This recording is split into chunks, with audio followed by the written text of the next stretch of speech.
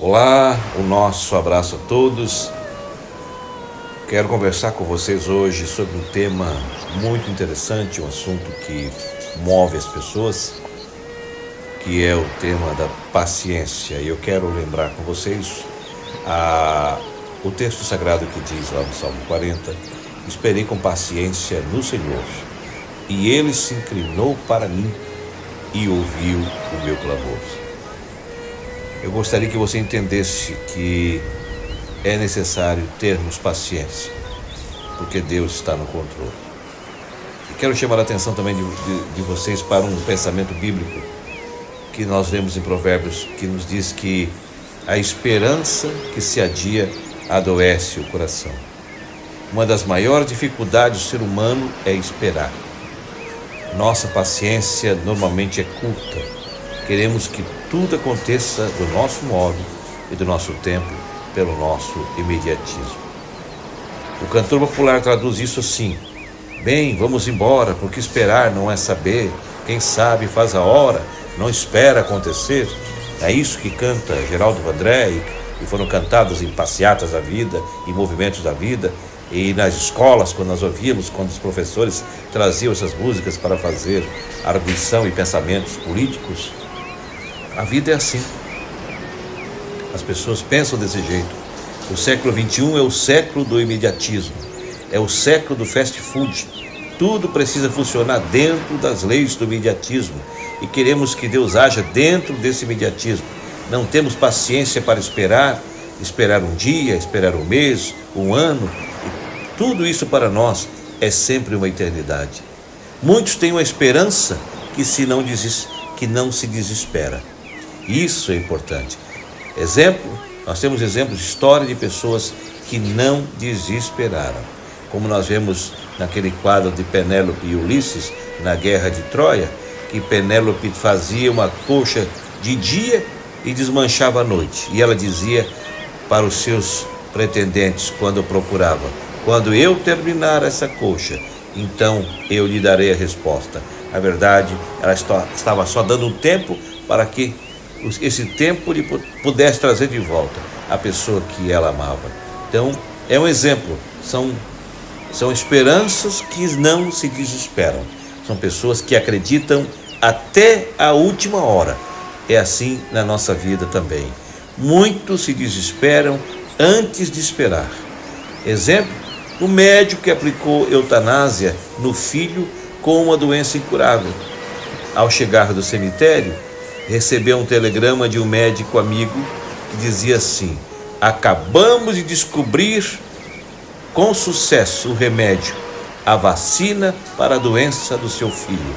Mas aí já era tarde demais.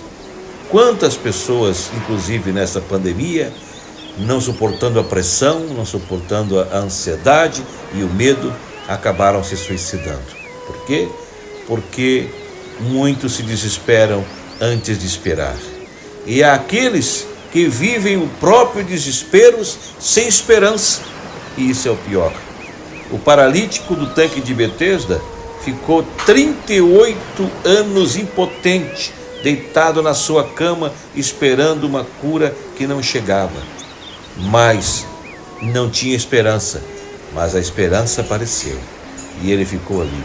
E há aqueles que esperam com segurança, como diz Dwight Moody, depois de uma enfermidade repentina, disse, e já no seu estado terminal, longe de casa, viajou de trem para morrer em casa, e vendo o povo orar sempre em seu favor, disse: afaste-se a terra, aproxime-se o céu, e eu estou entrando na glória.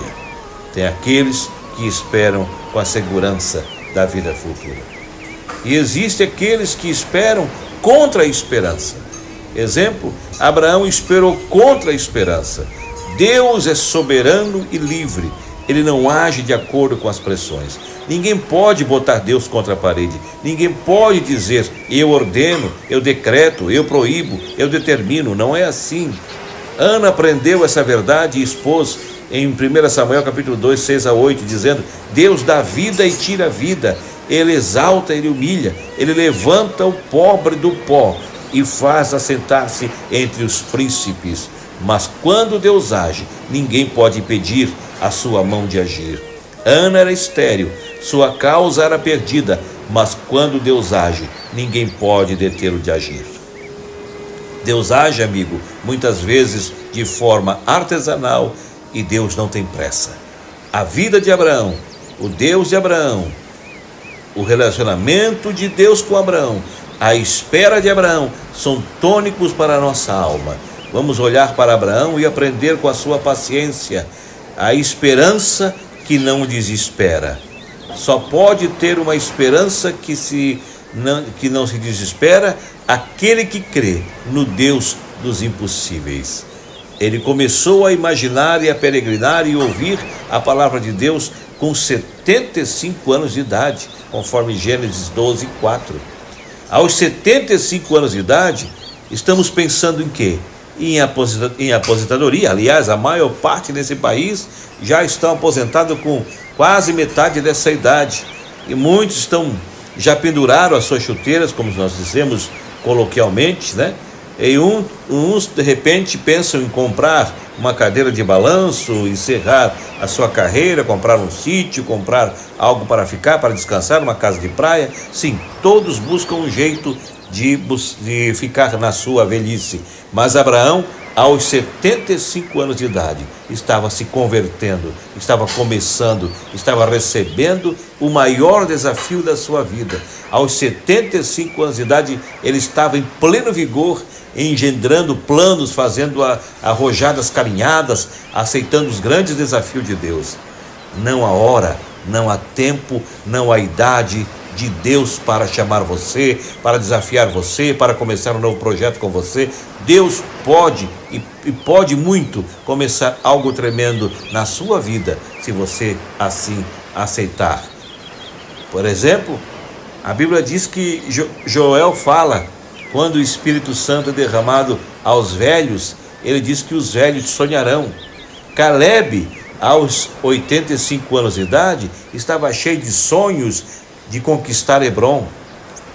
Winston Churchill tornou o primeiro-ministro da Inglaterra aos 70 anos de idade e liderou o país no período turbulento da Segunda Guerra Mundial.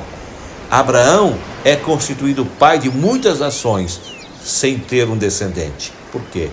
Porque aos 75 anos, Deus lhe prometeu: você vai ser pai de muitas nações.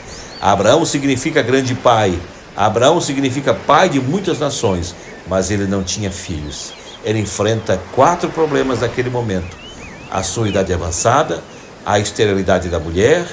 Desde que Deus havia prometido, ele havia passado 11 anos, e aos 86 anos ele escolhe os seus próprios métodos. Talvez, amigo, na sua angústia é a mesma coisa. Talvez sua angústia é a mesma de Sara. Você está esperando há anos a conversão do seu marido e dos seus filhos. Os anos correm e nada acontece. Talvez você esteja esperando para aquele problema que não é resolvido, aquele problema que você está clamando, está pedindo e não chegou ainda. Mas a esperança irá trazê-lo até você, trazer a solução até você, que é o mais importante. O filho da promessa era um desfecho que se adiava a cada dia. Cada regra, cada menstruação era uma desilusão, até que ela parou de menstruar e Deus não cumpriu a promessa e ele perdeu a paciência. Mas Abraão, 11 anos depois que Deus lhe havia falado, ainda esperava contra a esperança. Aquele filho, Ismael, foi produto da impaciência de Sara, mas não da procura de Abraão. Abraão tinha 100 anos quando Isaque nasceu.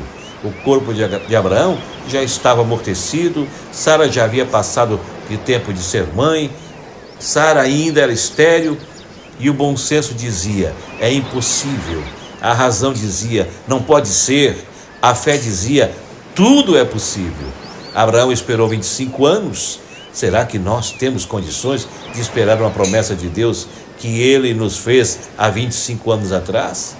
Será que nós não teríamos sepultado essa promessa no túmulo do desespero?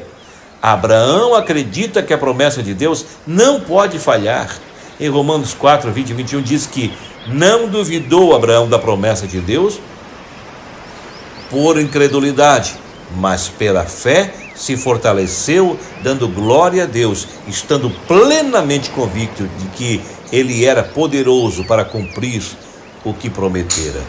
Deus não pode mentir, Deus não se engana, ele não fraqueja. Quando ele fala, ele cumpre. Quando ele ordena, o universo inteiro se move para cumprir a sua palavra. Abraão crê no Deus que vivifica os mortos.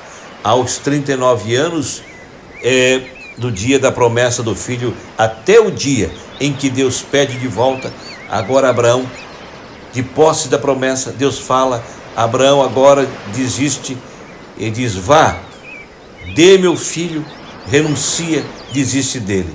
Era a exigência de Deus. Havia uma paciência tão grande em Abraão que ele acreditava que a promessa de Deus não poderia ser frustrada, que Deus ressuscitaria seu filho. Abraão cria que nem a morte colocaria limites no poder de Deus. Quando estamos com Deus, a morte não tem a última palavra. Só pode ter uma esperança que não se desespera, aquele que ouve, descansa na providência divina. Isaac esperou 20 anos o nascimento dos filhos. Isaac teve que esperar esses 20 anos, e a Bíblia diz que Rebeca, sua mulher, era estéril, e ele orou por ela todos esses anos. Quantas noites ele orou por Rebeca, quantas vezes ele colocou aquele problema diante de Deus, quantas vezes Satanás colocou dúvida em sua mente, mas pela perseverança, Deus ouviu suas orações e curou Rebeca, e ela concebeu. Você tem paciência para orar pela cura? Você tem paciência de orar pela restauração do seu casamento? Você tem paciência para uma visitação de Deus em sua casa? Você tem tido paciência de orar pelos seus filhos, 20 anos esperando para que ele venha para Jesus, que ele se liberte do vício, da droga, que ele se liberte da vida dissoluta que está vivendo? Isaac cavava poços e os filisteus iam lá e destruía o trabalho dele, enchia o poço dele de terra. Isaac cavou em Ezeque, ele cavou em Sitna e em Reobote, e em vez disso, em vez de brigar, ele ia em frente cavando buracos, cavando novos poços da sua vida. A vida é assim, às vezes é preciso estar abrindo novos postos, quando o inimigo enche de entulhos. Deus o fez prosperar, porque em vez de brigar por seus direitos, ele aprendeu a sofrer o dano. A Bíblia diz que quando você faz assim, Deus reconcilia com você e com seus inimigos. Os inimigos de Isaac o procuraram para se reconciliar com ele, vendo que ele era um homem abençoado por Deus. Você tem paciência para evitar conflitos? Para resolver conflitos, para perdoar o seu semelhante? É assim que a Bíblia nos ensina. Jacó ficou 20 anos fora de casa. Isaac morreu com 180 anos. Há quanto tempo você espera seu filho voltar para casa? Há quanto tempo você espera a conversão do seu filho? Há quanto tempo você espera que seu marido, seu esposo volte para você? Isaac esperou 20 anos a reconciliação com seus filhos. Há quanto tempo você espera a paz do seu lar? Há quanto tempo você espera a reconciliação com aquela pessoa que você brigou no passado? Só pode ter esperança, que não se desespera, aquele que crê no Deus das grandes transformações. Jacó foi para o Egito com 130 anos. Jacó foi para o Egito, José tinha 37 anos, portanto, quando José nasceu, Jacó tinha 93 anos. Jacó ficou em Padan-Aram, na casa de Labão, 20 anos. 14 anos serviu o sogro para casar-se com Raquel. Jacó casou-se com 73 anos. Que alento! Isso equivale a alguém que vive 70 anos, até aos 35 anos, não ter se casado. E isso tem levado muita gente a perder a paciência e a esperança. E assim vai. A Bíblia nos dá inúmeras referências e comparações de paciência. de pessoas que esperam com paciência. Há um ditado popular que diz que a esperança é a última que morre. Para muitos, a esperança pode já ter morrido. Mas se você crê no Deus de Abraão, no Deus de Isaac, no Deus de Jacó, você tem que manter uma esperança que não se desespera. Pois Ele é que diz, Ele é que afirma, e Ele é que faz. Ele que vivifica os mortos. É o que clama a existência as coisas que não existem. Ele é o que faz com que a mulher estéril seja alegre mãe dos filhos. Ele que pode o impossível. Faça como Abraão. Espere em Deus, ainda contra a esperança. No tempo de Deus, Ele virá ao seu socorro. Duas coisas que Deus não pode falhar: quanto a si mesmo e quanto à sua promessa. Você pode ainda esperar por tudo que você tem clamado, tudo que você tem pedido. Com certeza, Deus haverá de responder a sua oração. E quando nós falamos em paciência e esperança, eu quero relembrar um episódio que aconteceu comigo nos anos 74, 75. Eu era estudante do segundo grau do curso de eletromecânica na Escola Técnica da SATIC em Criciúma, onde ainda resido. E lembro bem disso, como o curso era um curso técnico, evidentemente que tinham algumas atividades de prevenção. Antigamente era CIPA, hoje eu não sei qual o nome que se usa. E lembro que nós tivemos um curso de orientação profissional e também de segurança no trabalho. E fora trazido para nós, naquele dia, para nós assistirmos o nosso teatro da escola da SATIC, por sinal muito bonito. E foi passado um filme do incêndio que aconteceu nos anos 70 do edifício Joelma. Muitos talvez não lembram, mas os mais novos talvez tenham assistido pela televisão, pela internet, e os mais antigos lembram porque foi um assunto que mexeu com toda a sociedade, com o Brasil inteiro e até o mundo, porque muitas pessoas morreram naquele incêndio. E eu lembro que naquele filme teve um fato muito interessante, porque nós, ao revermos as cenas daquele episódio, a gente começa a ver aquelas pessoas se jogando para baixo, para a morte, se jogando às vezes do último andar ou do andar que ele via que não tinha mais esperança, que o fogo estava chegando, para não ser consumido pelo fogo.